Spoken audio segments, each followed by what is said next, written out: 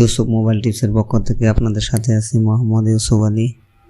আর আপনারা দেখছেন Yusuf mobile tips. আজকে আপনাদের যে ভিডিওটি উপহার দিতে যাচ্ছি সেটি হলো কিভাবে মোবাইল দিয়ে ফটো এডিটিং করবেন।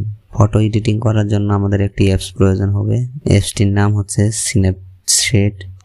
অ্যাপসটির লিঙ্ক আমার ভিডিও ডিসক্রিপশন বক্সে দেওয়া থাকবে, আপনারা চাইলে সেখান থেকে ডাউনলোড করে নিতে পারেন এবং কি আমার অন্যান্য সোশ্যাল মিডিয়াগুলোতে যোগ দিতে ডিসক্রিপশনে লিংক দেওয়া থাকবে, সেখান থেকে দিতে পারেন।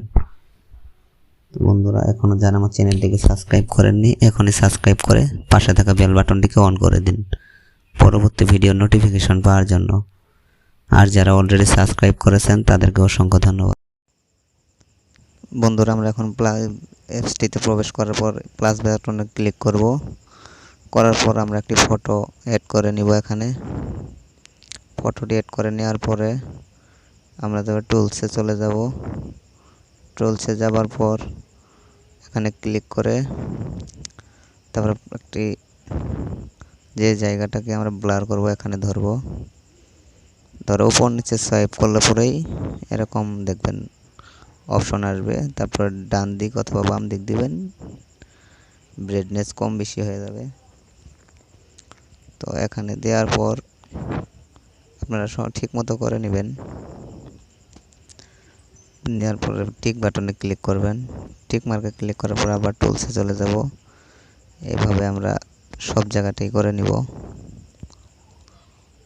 এখন আমরা ফেসটাকে একটু ব্রাইটনেস বাড়াবো, ফেসের কাজ করব।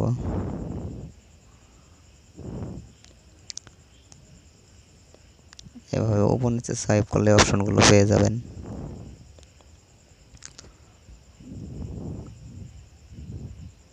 তারপরে টিক মার্কে ক্লিক করে দেব। আবার টুলসে চলে যাব। টুলসে যাওয়ার পর এখন আমরা চুলের কালার করব। চুলের কালার করার জন্য সবাই ব্রাইটনেসগুলো একটু কমিয়ে দিবেন। দেখতে পাচ্ছেন আমাদের চুল কিন্তু আরো ব্ল্যাক হয়ে গেল। তারপরে আবার হয়ে যাওয়ার পর টিক মার্কে ক্লিক করব। টিক মার্কে ক্লিক করার পর আবার চলে যাব টুলসে। টুলসে যাওয়ার পর আবারও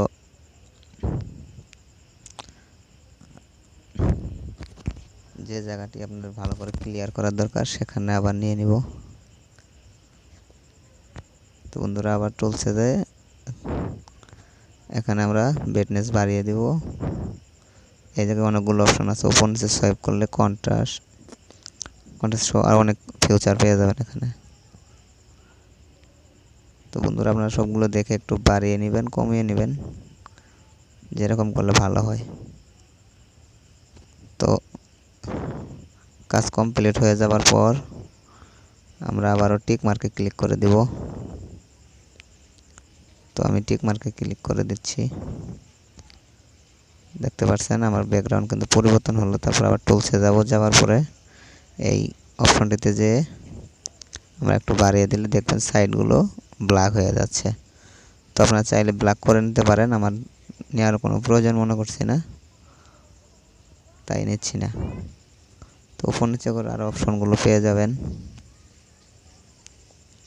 তো হয়ে যাওয়ার পর টিক মার্কে ক্লিক করে দিবেন। টিক মার্কে ক্লিক করে দিলাম। এখন আমরা চলে যাব ব্ল্যাকসে যাওয়ার পর দেখছেন অনেকগুলো ফিল্টার আছে এখানে। সেখান থেকে একটি ফিল্টার চয়েস করে নেবেন। একটু ওয়েট করতে হবে। দেখতেই পাচ্ছেন আমার কালার কিন্তু চেঞ্জ হয়ে গেল। চেঞ্জ হয়ে যাওয়ার পর আমরা আবার টিক মার্কে ক্লিক করে দেব।